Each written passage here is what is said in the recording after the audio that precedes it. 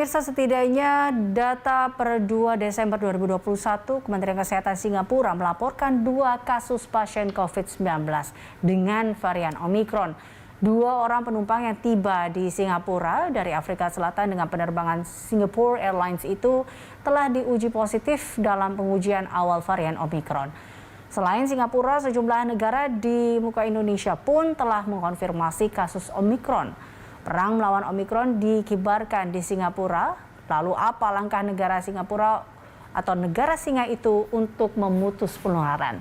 Ya, di tengah pembukaan pariwisata yang dilakukan. Untuk mengetahui hal ini, kita akan bergabung dengan DCM, Deputy Chief of Mission, Wakil Kepala Perwakilan Republik Indonesia di KBRI Singapura, Bapak Didi Eko Pujianto. Terima kasih Pak Didi telah bergabung bersama kami. Pak Didi, data terakhir yang kami dapatkan di mana Singapura saat ini sudah ada 2 yang terkonfirmasi COVID-19 dengan varian Omicron. Berapa sejauh ini Pak total kasus Omicron yang telah dikonfirmasi Singapura, Pak Didi?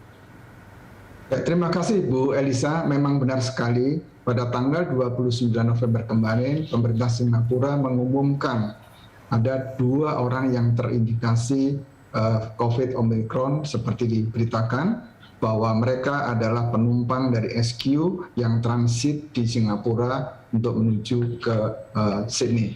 Nah, 2 ini turun di Singapura dan sekarang sudah di dalam karantina dan monitoring secara khusus.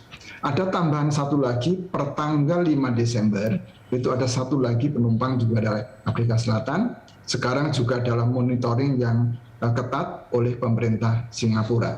Jadi total sampai hari ini ada 3 Ibu Elisa. Baik, apa usaha yang telah dilakukan pemerintah Singapura Pak Didi dalam memutus penyebaran kasus Omicron ini di tengah pembukaan perjalanan pariwisata ke negara-negara tersebut?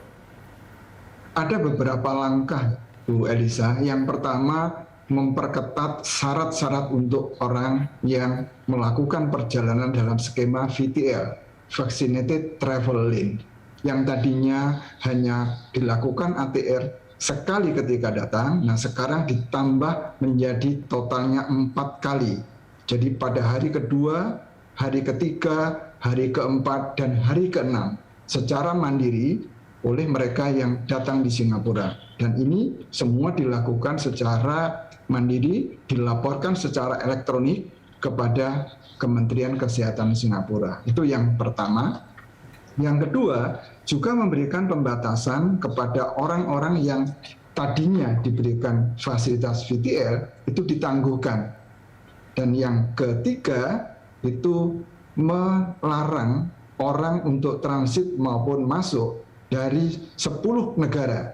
Tadinya 7 negara, jadi Afrika Selatan, Botswana, Eswatini, Lesotho, Mozambik, dan Namibia itu per 27 November. Nah sekarang ditambahkan Ghana, Malawi, Nigeria per 4 Desember. Nah itu langkah-langkahnya. Baik, Pak Didi, kita tahu bahwa Singapura ini kan termasuk salah satu negara yang tepat ada di wajah Indonesia yang telah terkonfirmasi kasus Omicron ini.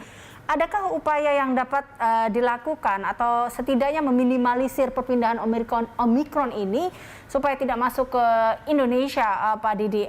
Mungkin dengan penutupan jalur ke Singapura termasuk dari Batam atau seperti apa, Pak Didi?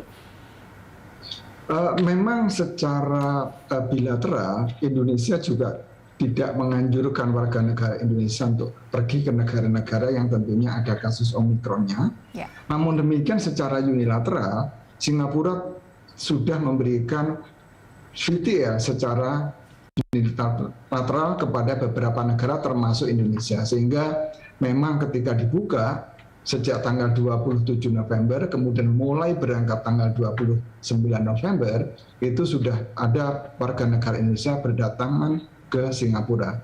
Tentunya protap kesehatan itu ditambahkan, bahkan sebelum berangkat itu juga harus negatif PCR testnya, sekarang menjadi 2 kali 24 jam, tadinya 3 kali 24 jam, sampai di tempat tujuan juga dilakukan hal yang sama. Bahkan di Indonesia sekarang karantinanya juga ditambahkan menjadi 10 hari. Harapannya dengan beberapa tambahan measurement ini, sehingga pendeteksian dari awal atau sedini mungkin bisa dicapai. Kemudian seandainya teridentifikasi, juga ada langkah-langkah mitigasi yang dilakukan oleh kementerian masing-masing negara.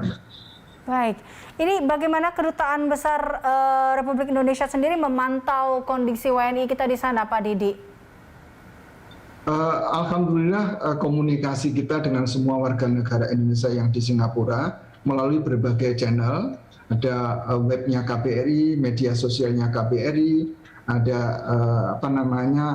hotline yang 24 jam, sehingga setiap kali ada warga negara Indonesia menghadapi permasalahan, apapun bentuknya termasuk masalah kesehatan, selalu kita mendapatkan informasi langsung. Itu yang pertama. Yang kedua, komunikasi kita dengan semua lembaga pemerintah setempat, termasuk Kementerian Kesehatan, itu setiap kali ada warga negara Indonesia itu diberikan kesempatan kepada kita untuk mengetahuinya.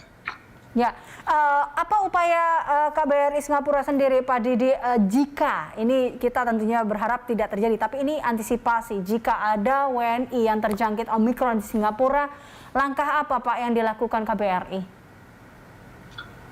Selama ini di Singapura menganut semacam blanket guarantee, setiap warga negara yang terutama untuk permanent resident, termasuk long term, jadi semua warga negara yang bekerja, sekolah, ataupun long term permanent resident di Singapura, begitu sakit COVID, itu ada skema satu dibayar oleh pemerintah full oleh Singapura. Yang kedua, bagi traveler yang datang ke Singapura, itu diwajibkan memiliki asuransi yang mengcover penyakit COVID. Sehingga dengan demikian harapan kita, semua warga negara Indonesia yang ada di Singapura secara prinsip telah tercover penyakit-penyakit yang terkait dengan COVID-19, Ibu Elisa.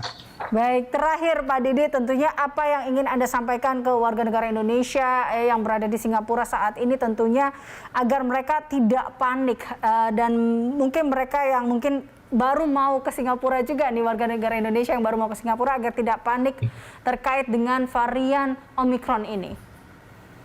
Ya, pertama Ibu Elisa, sesuai dengan pengumuman WHO, pemerintah Singapura juga bahwa semuanya sedang diteliti, dan yang kedua bahwa ART serta vaksin untuk sementara dinilai masih efektif. Itu yang pertama.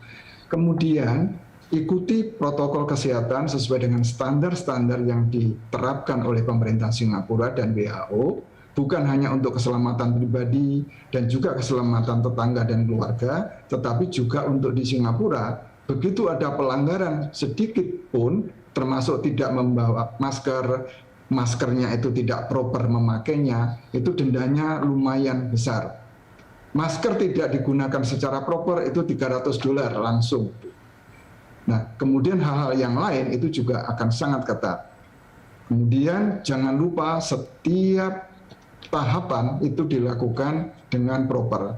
Ketika kita tidak membawa token, ketika tidak kita nge-tap trace together kita dengan tempat-tempat yang telah disediakan, maka punishment itu juga sangat berat di Singapura. Oleh karena itu, kita mohon kepada semua warga negara Indonesia yang ada di Singapura maupun yang akan berangkat ke Singapura untuk mematuhi protokol kesehatan dan ketentuan kesehatan Singapura ini. Demikian Ibu Elisa. Baik, terima kasih Pak Didi tentunya telah bergabung bersama kami dalam Prime Time. Pemirsa, demikian Deputy Chief of Mission Wakil Kepala Perwakilan Republik Indonesia di KBRI Singapura, Bapak Didi Eko Pujianto.